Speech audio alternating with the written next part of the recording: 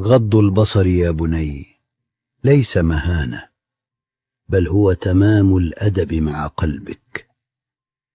العين نافذة، وما يدخل منها قد يستقر في الأعماق طويلا، فإن كففتها اتسع صدرك وهدأ خاطرك وصار قلبك أصفى.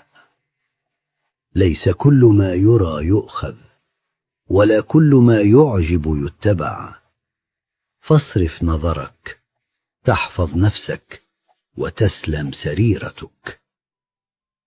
يا بني احفظ الله يحفظك، احفظه في سمعك وبصرك وخاطرك، يجعل لك منه سترا وتثبيتا ونورا.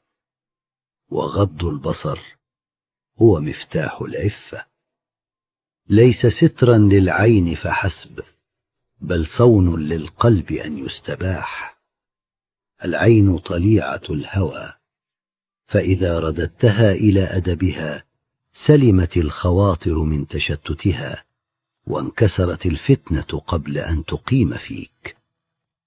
والعفة يا بني حراسة الكرامة حين تغري الرغبة، وصيانة السر حين ينادي النظر. هي أن تملك نفسك فلا تملكك لمحة عابرة.